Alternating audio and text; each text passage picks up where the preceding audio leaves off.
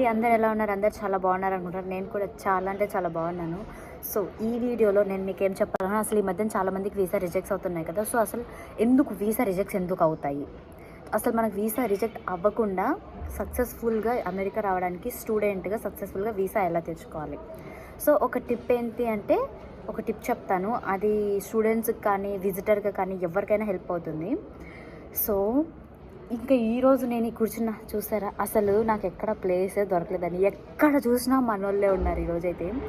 పైగా అసలు ఏదో కింద కన్స్ట్రక్షన్ అవుతుంది. సో కొంచెం సౌండ్స్ వస్తున్నాయి. ఇప్పుడు కూర్చున్న ఏరియాలో కూడా అందరు తిరుగుతున్నారు. నాకు భయం వేస్తుంది, ఎక్కడ ఎవరిని ఎప్పుడు చూసి నేను ఆపేస్తానని. కానీ ఈ బ్యాక్గ్రౌండ్ నాకు నచ్చింది. ఈ చెట్లన్నీ చాలా బాగున్నాయి ఇవన్నీ. పైగా ఈ చైర్ కూడా నా హైట్కి తగ్గట్టు కంఫర్ట్గా ఉంది.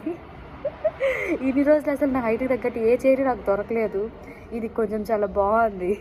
సో ఇంకా సుత్తి లేకుండా కొత్త టాపిక్లోకి వెళ్ళిపోదాం. టాపిక్ కాదు, వీడియోలోకి వెళ్ళిపోదాము. సో ఫస్ట్ ఏంటి అంటే, అసలు వీసా ఎందుకు రిజెక్షన్స్ వస్తాయి. సో కొన్ని ఏంటి అంటే, కొందరికి డాక్యుమెంట్స్ సరిగ్గా ఉండవు, కొందరు సరిగ్గా మాట్లాడుండరు. సో కొందరు ఏంటి అంటే ఫైనాన్షియల్వి కొంచెం సరిగ్గా చూపించండి. సో ఇలా సో రీజన్స్ ఉంటాయి. సో నేను మీకు ఒక్కొక్కటి ప్రాపర్గా చెప్తాను. ఫస్ట్ ఏంటి అంటే, మీ DS-160 ఫామ్, ఆ ఫామ్ అన్నది మీరు కరెక్ట్గా ఫిల్ చేయాలి. కొంచెం కూడా తప్పు ఉండకూడదు. ఏది అంటే, నేను మీకు సజెషన్ ఏందో ఆల్రెడీ చెప్పాను కదా ఇంతకుముందు చాలా వీడియోస్లో నేను మీకు చెప్పాను. మీరు ఇంటర్వ్యూ వెళ్ళే ముందు ఒక 3 days ముందు ఆ DS-160 ఫామ్ని కరెక్ట్గా ప్రతిదీ ఈచ్ అండ్ ఎవ్రీథింగ్ చెక్ చేసుకుంటూ నీట్గా సబ్మిట్ చేయండి. మీరు తొందరపడి ముందే వీసా స్లాట్స్ బుక్ చేసుకోక ముందే దాన్ని సబ్మిట్ చేశారనుకోండి, చేసుకుంటున్నాం కదా అని చెప్పేసి, ఇన్ కేస్ మీరు యూనివర్సిటీ చేంజ్ అవ్వాలి అనుకుంటే మీకు అక్కడ ప్రాబ్లం అవుతుంది. నీ పాస్పోర్ట్ మీద నువ్వు ఒక DS-160 ఫామ్నే సబ్మిట్ చేయగలవు. సో నువ్వు ఏం చేస్తారంటే, మీరు ఆ DS-160 ఫామ్ని 3 days బ్యాక్ అంటున్నాం, వీసా ఇంటర్వ్యూకి అటెండ్ అయ్యే 3 days ముందర మీరు సబ్మిట్ చేసేస్తే మీకు ఎలాంటి ఇష్యూస్ ఉండవు. ఇంట్లో నుంచి స్టార్ట్ అవుతారు కదా ఏది ఆ లొకేషన్కి, వీసా లొకేషన్కి. సో అప్పుడు మీరు దాన్ని సబ్మిట్ చేయండి. సో అది DS-160 form each and everything కరెక్ట్గా ఉండాలి.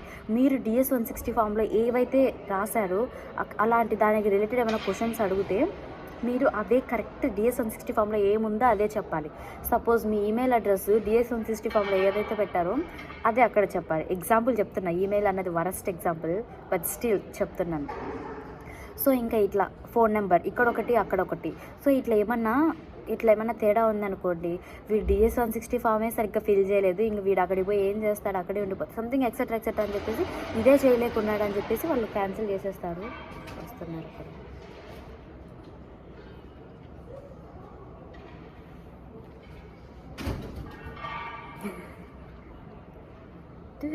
సో ఈ లాస్ట్ వీడియోలో ఏమైందంటే, వాళ్ళు ముందు నుంచి వెళ్ళారు.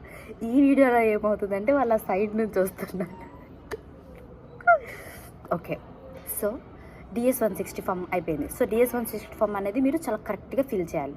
ఆ తర్వాత మీ డాక్యుమెంటేషన్స్ ఎట్లా అంటే, లోన్ కానీ, మీరు ఎంత అమౌంట్ చూపించాలనుకుంటున్నారు, మీ డేట్ ఆఫ్ బర్త్, లైక్ మీ పాస్పోర్ట్ డీటెయిల్స్ కానీ, ఇంకా ఏమంటారు డాక్యుమెంట్స్ అంటే లైక్ మీ యూనివర్సిటీ అడ్మిషన్ కానీ, I-20 కరెక్ట్ది, ప్లస్ ఇట్లా ఎక్సెట్రా ఉంటాయి.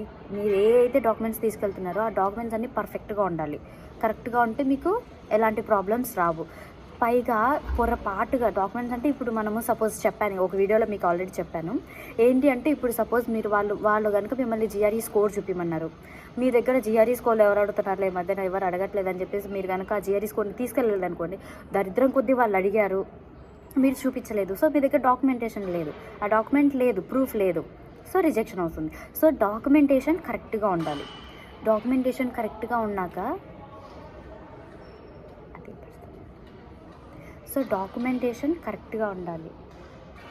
ఓకే, సారీ అండి, చాలా సారీ. నెక్స్ట్ టైం ఈ ప్లేస్లో కూడా కూర్చోను నేను. Okay, so second documentation. ఇంకా థర్డ్ అంటారా, మీరు వాళ్ళు ఎలాంటి క్వశ్చన్స్ అడిగినా కానీ మీరు ప్రాపర్గా ఆన్సర్ ఇవ్వాలి. లైక్ 1 word ఆన్సర్స్ అస్సలు ఇవ్వకూడదు. ఇది మెయిన్. సపోజ్ మీరు మీ బ్యాక్గ్రౌండ్ ఏంటి అన్నారనుకోండి, I studied BTech in computer science అని డైరెక్ట్ చెప్పి వదిలేయకూడదు. లైక్ ఆర్ ఎల్స్ లేకపోతే ఇది చెప్పచ్చు, కాకపోతే మీరు కొంచెం నీట్గా చెప్పాలి. ఈ సెంటెన్స్ అనేది ఫుల్ ఫ్లెడ్జ్డ్గా చెప్పాలి. బీటెక్ అని యూజ్ చేయకుండా I completed my bachelors in the field of computer science and engineering in the year అన్నట్లుగా ఇట్లా చెప్పాలి. సో ఇట్లా కొంచెం ఫుల్ ఫ్లెడ్జ్డ్గా ఒక సెంటెన్స్ లాగా మీరు ఆన్సర్స్ ఇచ్చారనుకోండి, మీకు ప్రాబ్లం ఉండదు. మీ బ్యాక్గ్రౌండ్ ఏంటి అన్నప్పుడు ఐ కంప్లీటెడ్ బీటెక్ అన్నారనుకోండి, అసలు చాలా వినడానికి కూడా చాలా బాగోదు. వాళ్ళకి ఎట్లా అంటే వాళ్ళకి బ్యాడ్ ఒపీనియన్ వచ్చేస్తుంది. సో రిజెక్ట్ చేసేస్తారు. సో మీరు ఏదైనా ఆన్సర్స్ అన్నది బట్టి కొట్టినట్టు కాకుండా, మధ్యలో గ్యాప్ ఇవ్వకుండా, ఫంబుల్ అవ్వకుండా, ఇప్పుడు మీరు ఏం చెప్తున్నా కానీ మీ ఓన్గా చెప్తున్నారు అన్నట్లుగానే మీరు ప్రిపేర్ అవ్వాలి. సో మీరు ఏం చేస్తారంటే వీసా ఇంటర్వ్యూ అనగా ఎలాంటి క్వశ్చన్స్కి వాటికి ఆన్సర్స్ అన్నవి మీరు ఒక పేపర్లో రాసుకోండి. క్వశ్చన్స్ సపోజ్ వాళ్ళు ఎలాంటి క్వశ్చన్ అడుగుతారు పేపర్లో రాసినాక దానికి ఆన్సర్ మీ ఓన్గా రాయండి. తర్వాత వేరే వాళ్ళని ఆ క్వశ్చన్స్ అన్నీ ఒక పేపర్లో రాసి ఒకరి చేతికి ఇచ్చేసి క్వశ్చన్స్ అడుగు, వీసా ఆఫీసర్ లాగే నన్ను అడగండి అని చెప్పేసి వాళ్ళ చేత క్వశ్చన్లు అడిగించుకోండి. మీరు ఆన్సర్స్ ఇచ్చుకోండి. వాళ్ళకి ఆన్సర్స్ చెప్పి ఇట్లా మీరు నెంబర్ ఆఫ్ టైమ్స్ ప్రాక్టీస్ చేయండి. మీకు ఒక్కచోట ఫంబుల్ అయ్యారా, అదే ప్రాక్టీస్లోనే ఒక్కచోట ఫంబుల్ అయ్యారా, అసలు తడబడ్డారా, వెంటనే మళ్ళీ అక్కడికక్కడికి ఆపేసి మళ్ళీ ఫస్ట్ నుంచి క్వశ్చన్ అడుగు, నేను ఆన్సర్ చెప్తాను.